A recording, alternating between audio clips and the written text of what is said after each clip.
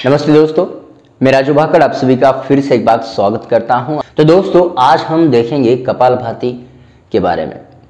ये एक क्रिया कहते हैं और दूसरी जो है बहुत जगह पे लोग कहते हैं कि ये प्राणायाम भी है, लेकिन हठ योगा में अगर हम देखते हैं तो इसे षटकर्मास में ऐड किया है। जैसे जो भी षटकर्मास है उसमें कपालभाति ऐड है। तो कपालभाति एक क्रिया है और अगर हम इसकी प्रैक्टिस करते हैं तो एक ये जो है हमारी बॉडी को जो है क्लींस करती है। तो दोस्तों, अगर कपालभाति के हम फायदे देखते हैं तो जैसे कि रोजाना जो भी गंदगी या फिर टॉक्सिन्स हमारे बॉडी में जमा होते रहते हैं, हमारे लंग्स में जमा होते हैं, हमारे थ्रोट, हमारे नेसल या रेस्पिरेटरी सिस्टम में जो टॉक्सिन्स है जमा होते हैं, वो बाहर निकालने के लिए इस कपालभाति का जो है हम फायदा कर सकते हैं। अगर इसका रोजाना हम प्रैक्टिस करते हैं तो हमारे डाइजेस्टिव सिस्टम के लिए इसका फायदा होता है। अगर हम प्रैक्टिस करते हैं तो हमारे लंग्स के लिए जो फ्लेगम होता है, जो कफ होता है, वो सारा निकल जाता है और हमारी बॉडी जो है क्लींस हो जाती है। हमारे लंग्स, हमारे एब्डोमिनल मसल्स, हमारे डाइजेस्टिव सिस्टम और प्लस हमारे एब्डोमिनल मसल्स जो है टोन हो जाते हैं। तो आइए दोस्तों जानते हैं इस कपालभाति को कैसे किया जाता है। तो सबसे पहले कपालभाति के लिए आपको कोई भी ऐसे आसन में बैठ जाना है जिसमें आपका जो पेट है फ्री रहे, जिसमें आपका पेट जो है इस तरीके से कॉन्ट्रैक्ट ना रहे, क्योंकि इसमें जो है कपालभाति में हम जो है एब्डोमिनल का मूवमेंट करते रहेंगे। तो एब्डोमिनल की मूवमेंट करने के लिए सबसे पहले आपको ज़रूरत होती है एब्डोमेन को स्पेस देने की।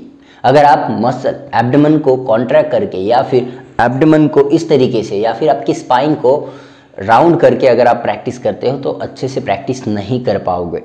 तो सबसे पहले आपको एब्डोमेन फ्री रखना पड़ेगा और देन उसके बाद आपको प्रैक्टिस करनी पड़ेगी। यहाँ पे दूसरी बात आती है कि इसके पहले आपको जो है अगर खाना भी खाना है तो 2 से 3 घंटे पहले आपको खाना खाना है, क्योंकि इस प्रैक्टिस के दौरान आपको जो है पेट खाली रहना चाहिए। तो दोस्तों, इस प्रकार से हमने जो देखा है कि जो प्रिपरेटरी क्या है, जैसे अपना आसन या फिर हमारा पेट खाली रहना चाहिए। और दूसरी बात आगे हम देखेंगे कि ये किन किन लोगों को नहीं करना चाहिए। तो दोस्तों, कपालभाति जो है एपिलेप्सी वाले लोगों को नहीं करना चाहिए। जो एपिलेप्सी पेशेंट है उनको नहीं करना चाहिए। जिनको वर्टिगो का प्रॉब्लम है, जिनको गैस्ट्रिक अल्सर है, इसका प्रैक्टिस जो है कपालभाति का नहीं करना है।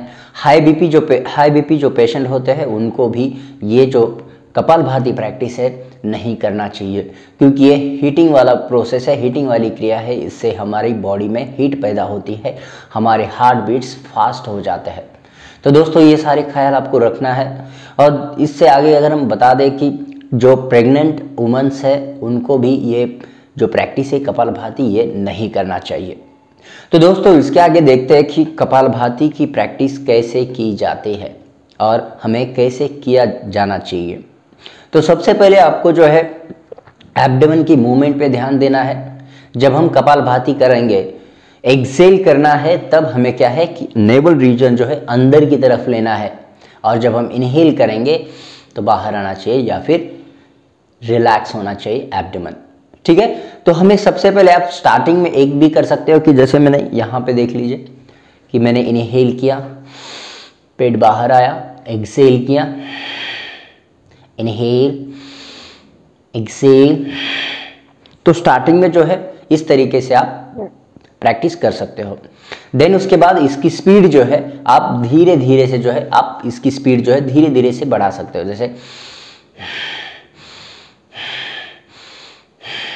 देन आगे जाके ये कपालभाति जैसे हम करते हैं,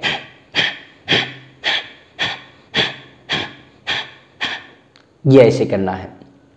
तो दूसरी बात ये है कि जब हम थक जाते हैं तो आपको रुक जाना है कि आपके मसल जो है स्टार्टिंग में थोड़ा सा थक जाएंगे, आपके मसल टोन नहीं रहेंगे तो ये थक जाते हैं जल्दी। जैसे आपको ये नहीं करना है, इसमें एब्डोमेन की मूवमेंट नहीं होती है, तो आपको एब्डोमेन को जो है फ्री रखना है, स्पाइन को इरेक्ट रखना है, जिसकी वजह से आप ज़्यादा से ज़्यादा एब्डोमेन की मूवमेंट जो है अच्छे से कर पाओगे और जो कपालभाति के जो लाभ है वो अच्छे से आप उठा पाओगे। तो दोस्तों देखते हम क्या करते हैं कि जैसे हमें जो हमारे दोनों हाथ है इस तरीके से रखने हैं, हमारी चिन पैरेलल रखनी है ग्राउंड को, आंखें बंद करते हमें इनहेल करना है, डीप इनहेल नहीं करना है, थोड़ी सी सांस भरनी है।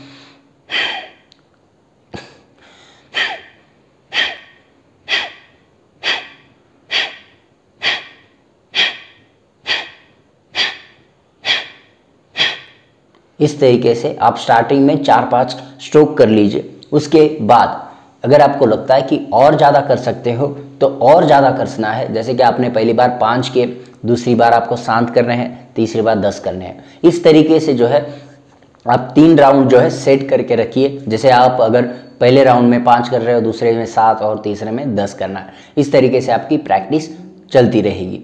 ठीक है दोस्तों, तो इस प्रकार से आपको धीरे धीरे से जो स्ट्रोक्स है आपको धीरे धीरे से बढ़ाना है, ना कि एक ही टाइम में आपको 100 या 50 इस तरीके से नहीं करना है। धीरे धीरे से जैसे आप स्टार्टिंग में करते हो 20 राउंड्स करते हो या फिर 20 स्ट्रोक्स करते हो या फिर 15 या फिर 10, कोई बात नहीं, आप जितना भी करो अपने कैपेसिटी के हिसाब से करना है। योग कोई कंपटीशन नहीं है, अपने के लिए फ़ायदा, अपने बॉडी के लिए, अपने शरीर के लिए जो बेनिफिट्स है इसके उठाने के लिए है। तो दोस्तों इस प्रकार से हम कपालभाति कर सकते हैं। तो दोस्तों याद रखना कि जो भी मैंने कॉन्ट्राइंडिकेशंस बताए हैं, किसको नहीं करना चाहिए और किस तरीके से करना है, ये सारी चीज़ें आपको ध्यान में रखनी है। तो इस कपालभाति में जो है मेन चीज़ आपको इनहेल पे ध्यान नहीं देना है। इनहेल तो पैसिव है, वो होता रहेगा, बस आपको ध्यान देना है आपके एक्सलेशन पे। जब भी आप एक्सेल करोगे तो आपको नेवल जो है, एब्डोमेन जो है अंदर की तरफ जाना चाहिए इस तरीके से। तो ये प्रैक्टिस जो है हमें करते रहनी है। तो दोस्तों इस प्रकार से हमने जो है कपालभाति देखी है, किस तरीके से करनी है, कौन कर सकता है और कौन नहीं कर सकता है, और जो इसके फायदे हैं ये भी देखे हमने। तो दोस्तों इसी के साथ अलविदा लेते हैं और फिर मिलते हैं नेक्स्ट वीडियो में। तब तक धन्यवाद। तो दोस्तों अगर आपने अभी तक चैनल को सब्सक्राइब नहीं किया है तो चैनल को सब्सक्राइब कर लीजिए और ऐसे ही जो इंफॉर्मेटिव वीडियोस है आपको मिलते रहेंगे। तो तब तक के लिए धन्यवाद।